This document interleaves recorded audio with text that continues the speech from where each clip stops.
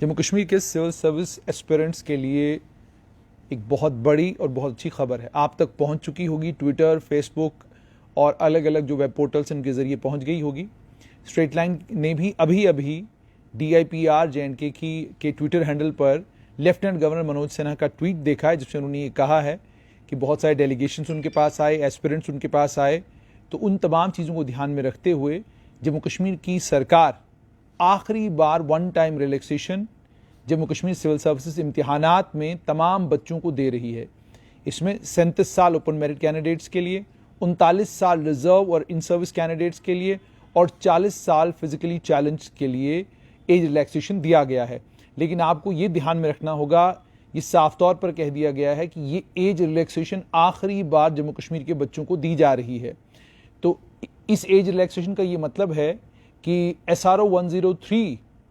में के साथ SRO 103 पहले आया था, उसके बाद जो मॉडिफिकेशन उस SRO में सिविल सर्विसेज एग्जाम 2018 के लिए हुई थी, इसी तरह का एक और सर्कुलर या एक और नोटिफिकेशन कुछ दिनों में आएगी, जिस नोटिफिकेशन में ये लिखा होगा कि civil services aspirants combined competitive examination for the year 2021 के लिए आपको एज रिलैक्सेशन दिया जा रहा है। तो इसको क्लियरली समझिएगा कि ये एज रिलैक्सेशन आखिरी बार आपको दिया जा रहा है। यानी 2021 के बाद 2020 में अगर सिविल सर्विस का दोबारा इम्तिहान होता है तो उस इम्तिहान में आपको एज रिलैक्सेशन नहीं मिलेगा। ये आज ही आपको जम्मू कश्मीर की सरकार ने बता दिया है, कैटेगोरिक और क्लियरली आपको ये बता दिया है। और ये जो एज रिलैक्सेशन मिला है, इस एज रिलैक्सेशन को देने में कितनी दिक्कत और परेशानी हुकूमत को हुई है, उसका अंदाज़ा इस बात से लगाया जा सकता है कि लेफ्टिनेंट गवर्नर साहब अपने ट्वीट में ये कह रहे हैं कि आखिरी बार ये एज रिलैक्सेशन दिया जा रहा है। यूं लग रहा है जैसे वो ये कहने की कोशिश कर रहे हों कि वो एज रिलैक्सेशन देने के बारे में सोच ही रहे थे, प्रेशर बहुत ज़्यादा था कि एज रिलैक्सेशन मत दीजिए, फिर हमने ये कहा कि चलो एक आखिरी बार बच्चों को दे देते हैं, इसके बाद नहीं देंगे। मैं इस आर्ग्यूमेंट को फ्लॉड आर्ग्यूमेंट मानता हूं। फ्लॉड आर्ग्यूमेंट इसलिए मानता हूं कि यह तय कर लेना और यह मान के चलना कि जम्मू कश्मीर के हालात इतने बेहतर हो चुके हैं, इतने अच्छे हो चुके हैं कि अब हमें एज रिलैक्सेशन देने की जरूरत नहीं है और तमाम बच्चों को UPSC के पैटर्न पर अब उनके इम्तिहानात लिए जाने चाहिए, मुझे लगता है कि यह आर्ग्यूमेंट सही नहीं है। अगर बाकी देश भर में एज रिलैक्सेशन है सिविल सर्विसेज में 40 साल तक, 45 साल तक, तो जम्मू कश्मीर के बच्चों को 37 साल एज रिलैक्सेशन देने के बाद यूं महसूस करवाना कि हमने आप पर बहुत बड़ा एहसान किया, साफ तौर पर यह दिखा रहा है कि सियासी तौर पर, क्योंकि कोई पॉलिटिकल एक्टिविटी जम्मू कश्मीर में नहीं हो रही, जो पॉलिटिकल एक्टिविटी भी है वो पंचायतों को फंक्शनल बनाने के लिए है। अगर यहां पर एक हुकूमत होती, आपकी अपनी सरकार होती, वो सरकार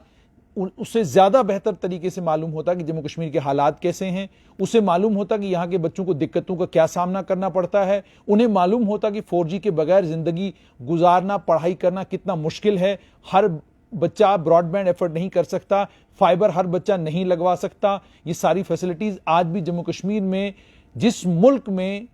2000 रुपया जब आपके खाते में आता है, आज भी आपको बहुत बड़ी रकम नजर आती है। 500 रुपया किसी खाते में आता है, वो 500 रुपया निकलवाने के लिए बैंक के बाहर आज भी लाइन लगाता है। उस मुल्क में ये तवक्का और उम्मीद कर लेना और उस मुल्क में ये जतलाना कि जनाब हमने आपको एक आखिरी बार 37 साल, 39 साल और 40 साल एज रिलैक्सेशन दिया है, साफ तौर पर यह दर्शाता है